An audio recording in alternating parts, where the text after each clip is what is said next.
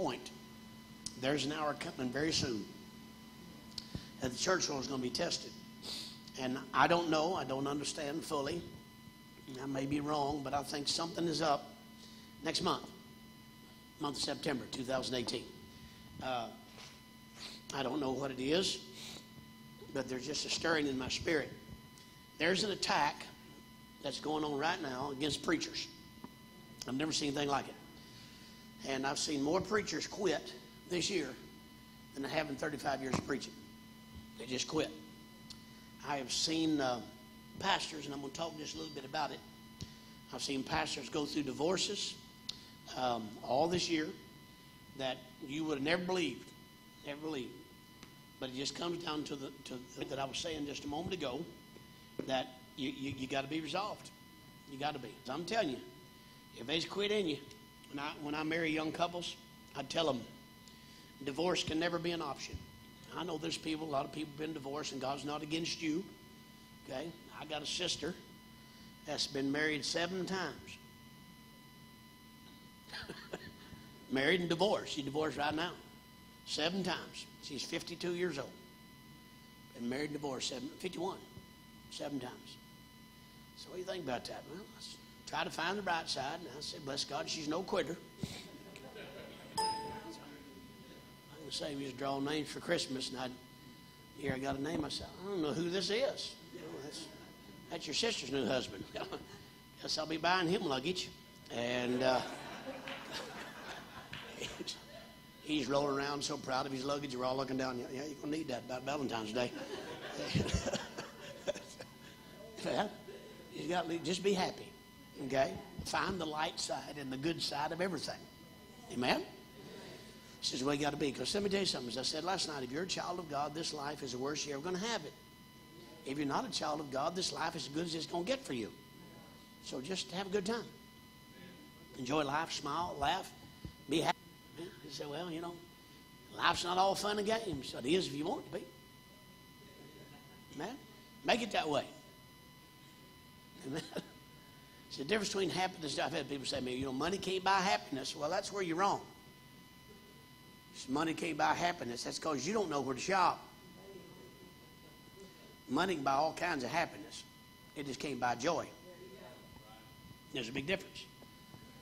See, happiness can be dictated by your circumstance. Rich and poor are circumstances. Prosperity and poverty are spirits. You can have $10 million in the bank and have a spirit of poverty on you. Scared about everything. Man. You can be cold, stone broke. Have a spirit of prosperity and excellence about you. See, I don't know. We talked at lunch today. And I told Pastor a story about the pastor now. The pastor's a great church up by Missouri and just south of Branson, Missouri. And right across the line. He and his wife, I was their youth pastor back in the late 80s. And years ago, he's been pastor now for 12 years. So he went on evangelistic field years ago, and he came to my house. Probably 20 years ago. Came to my house. He said, Brother Randy, I want to talk to you, and got a lot of confidence in you, and thank you so much. God's blessed you to me. He was working construction at the time and preaching as best he could. Working during the day and preaching at night and traveling. And he said, "I want you to just give me some advice." And I said, "Are you sure you can handle it?" And he said, there's one thing you need to know about me. When I get done preaching tonight, when I get done having a conversation with you, you don't have to will you ever walk off and go, I wonder what he meant. And a lot of people misunderstand it. Well, he's a smart aleck. No, don't confuse truth just because you don't like it with somebody being a smart aleck. See, if you know the truth, people say, truth sets you free. No, it doesn't. So you have to know the truth before it sets you free.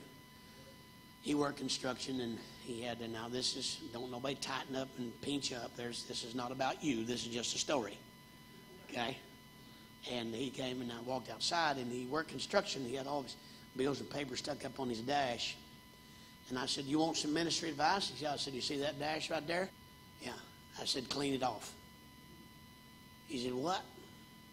I said, you pull up in front of a church, your dash of your car are covered in papers.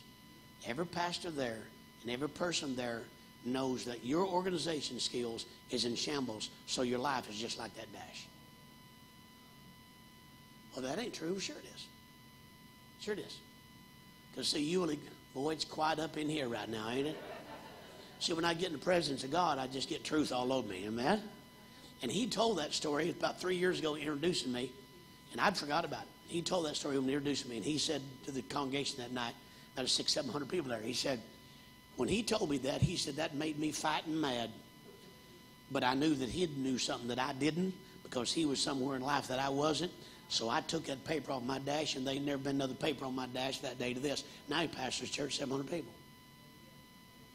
Now, look here. Numbers and prosperity ain't got anything to do with your wisdom nor your excellence. But I can tell you this. God does not bless confusion. You got a card that somebody's been writing on the back of it for 3 weeks, wash me, maybe you should take a hint. Sure, I'm glad you got that offering already, because it just, that ain't setting too well. See, you read Genesis chapter number 1, you'll find the very astounding. The greatest creation that God ever made was man. 13 steps of creation in 6 days. He done 13 different things, and the last thing he done was he created man, which was his greatest creation. So therefore, on the list, his best creation came last, because God always gives his best last. And before he created man, he reorganized planet Earth and put everything in order, then put the man in the garden.